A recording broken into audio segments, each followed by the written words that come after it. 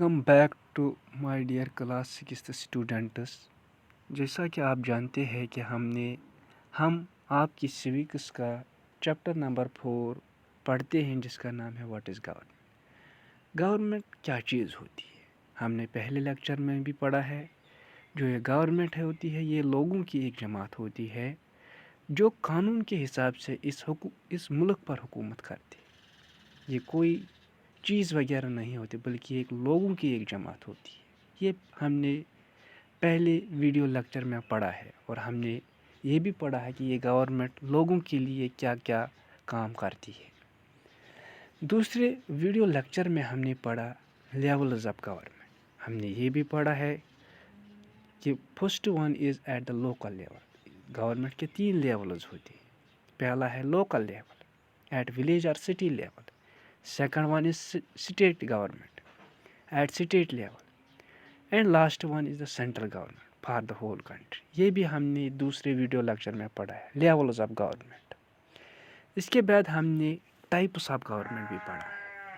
ہم نے پڑھا ہے کہ there are 3 types of government. Government کے 3 اقسام ہیں. پہلا ہے آٹوکریسی, دوسرا ہے اولیگارکی اور تیسرا ہے ڈیموکریسی. ہم نے آٹوکریسی پہلے ڈسکس کی. دوسرے لیکچر میں ہم نے کیا کہا؟ Government in which the power to govern is held by 1 person. یہ وہ گورنمنٹ ہوتی ہے جس میں طاقت کا منبع ایک انسان کے پاس ہوتا ہے. یہ سارے ملک پر ایک ہی انسان حکومت کرتا ہے. ہم نے یہ بھی پڑھا ہے یہ 2 طریقے سے آتا ہے. کسی ملک پر حکومت کرنے کے لیے انسان 2 طریقے سے آتا ہے. چاہے یہ پہلا طریقہ یہ انہیریٹڈ طریقے سے آتا ہے اور دوسرا ہے یہ ملٹری فورس کے ذریعہ اس ملک پر حکومت کر سکتا ہے. ہم نے یہ بھی پڑھا ہے کہ there are 3 types of autocracy. Autocracy کے 3 اقسام ہیں. پہلا ہم نے پڑھا ہے ڈکٹیٹرشپ, دوسرا ہم نے پڑھا ہے ایبسولوٹ monarchy اور تیسرا ہم نے پڑھا ہے کانسٹیٹیوشنل monarchy. یہ چیزیں ہم نے ڈسکس کی ہے.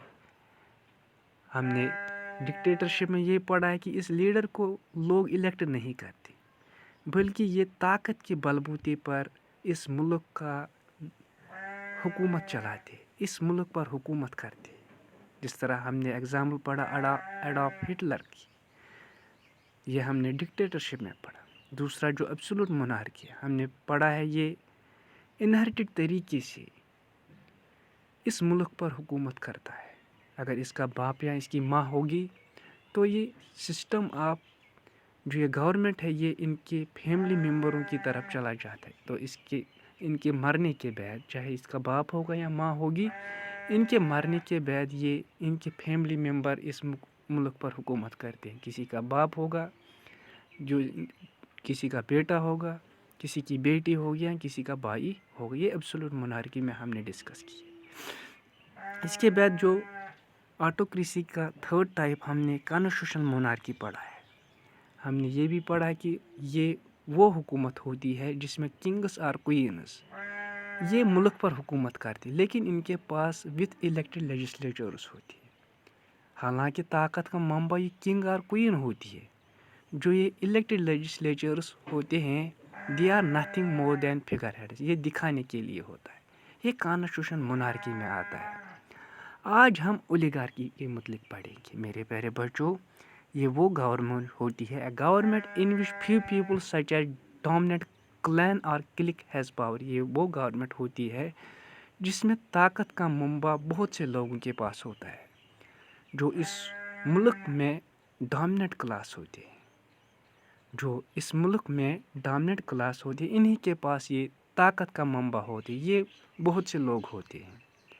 The groups get their power from either military, wealth or social status. یہ کس طرح سے اس ملک پر حکومت کر رہی ہے؟ یہ جو طاقت ہوتی ہے یہ تھرو ملٹری فورس کے ذریعے حاصل کرتی ہے. مطلب اگر کسی ملک کا جنرل ہوگا وہ اس ملک میں حکومت کو گراتا ہے اور بعد میں اس ملک پر حکومت کرتا ہے تھرو ملٹری فورس, فوجی بغاوت کے ذریعے. یہاں یہ جو ڈومیننٹ کلاس ہوتی ہے ان کے پاس ویلتھ ہوتی ہے, ان کے پاس پیسے ہوتے ہیں. جس طرح سے یہ اس ملک پر حکومت کرتے ہیں جو اولیگارکی میں آتا ہے، وہاں پر الیکشنز ہیلڈ ہوتے ہیں، لیکن وہاں پر ایک ہی کینڈیڈیٹ ہوتا ہے، چاہے وہ فوج کا ہوگا یا یہ وہ شخص ہوتا ہے جس کے پاس بہت زیادہ دولت ہوتی ہے۔ اگر ہم اگزامپل دیں گے، آج کے زمانے میں ایک گریک اگزامپل، یہ اولیگارکی کہاں پر چلتی تھی؟ یہ گریک سٹی اسٹیٹس میں ہوتی تھی۔ اولیگارکی وہ گورنمنٹ ہوتی ہے جس میں طاقت بہت سے لوگوں کے پاس ہوتا ہے، جو حکومت کسی ملک پر کرتے ہیں، لیکن وہ بہت سے لوگ کرتے ہیں۔ یہ کس طرح حکومت کرتے ہیں؟ یہ تھرو ملٹری پاور کے ذریعے کرتے ہیں یا تھرو ویلتھ کے ذریعے۔ اس طرح یہ اولیگارکی ہوگی۔ اس کے بعد ڈیموکریسی ہوتی ہے۔ میرے پیارے بچوں، democracy is a type of government which is elected by the people for a fixed period. یہ وہ حکومت ہوتی ہے جس میں لوگ الیکٹ کرتے ہیں، which is elected by the people for a fixed period. یہ وہ حکومت ہوتی ہے جس میں لوگ شمولیت کرتے ہیں گورنمنٹ بنانے میں، لیکن کسی خاص فکسڈ پیریڈ کے لیے۔ اگر ہندوستان میں دیکھتے ہیں، یہ 5 سال کے لیے جو بھی گورنمنٹ بنتی ہے۔